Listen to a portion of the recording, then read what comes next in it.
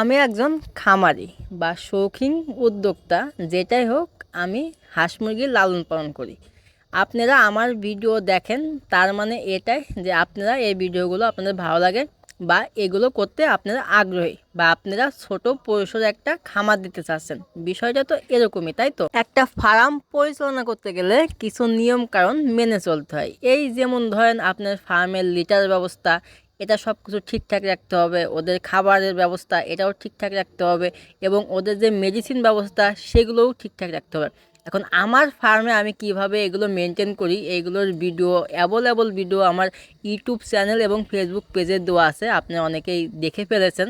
তো এই ব্যাপারে নতুন করে আর কিছু বলবো না, তবে এতটুকু বলে রাখি, এখন শীতের সময় বিশেষ করে লিটার ব্যবস্থা যদি পরিপূর্ণভাবে ঠিকঠাক না থাকে, তাহলে কিন্তু সেক্ষেত্রে আপনার ফার্মের যে হাঁস মুরগিগুলো আছে সেগুলো কিন্তু রোগে আক্রান্ত হতে পারে। তো এই জিনিসটা অবশ্যই খেয়াল রাখবেন। আমি একদিন পর পর লিটারগুলো পরিষ্কার করি, দেখতেই পাচ্ছেন নিচে যে লিটারগুলো আছে সেগুলো আমি পরিষ্কার করি, বা এর আমরা আগেকার ভিডিও দেখলেও দেখতে পারবেন যে আমার যে লিটার ব্যবস্থা আছে সেগুলো আমি পরিষ্কার করে রাখি। আমার মেসেঞ্জারে সব থেকে বেশি যে মেসেজগুলো আসে সেটা হলো, ভাই আমি শখের বশতে 5 থেকে 6টা চীন হাঁসের বাচ্চা বা হাঁসের বাচ্চা, যেগুলো বাচ্চা হোক, আমি কিনেছি। এখন এই বাচ্চাগুলো ঝিম আসছে, একখানে ঝিম ধরে বসে আছে, পাখনা ছেড়ে দিচ্ছে, এগুলোর করণীয় কি?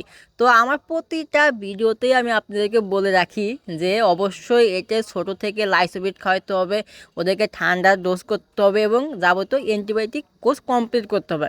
তো এই জিনিসটা আগে মাথায় রাখতে হবে। আপনি একটা গাড়ি কিনছেন, সেই গাড়িটা চালাতে পারেন না, তো সেই গাড়িটা আপনার আগে কেনার দরকার নেই, আগে একটু চালানো শিখেন।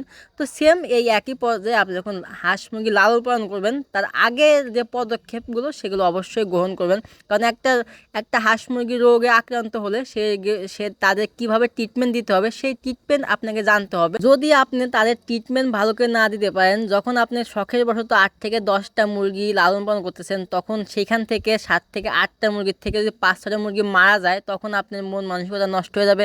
তখন আপনি বলবেন যে না, এই সেক্টরে আমি পারবো না, আমার দ্বারা হবে না। আপনি করবেন কি, রাগারাগি করে আপনি এই সেক্টরটা পুরাই ছেড়ে দিবেন।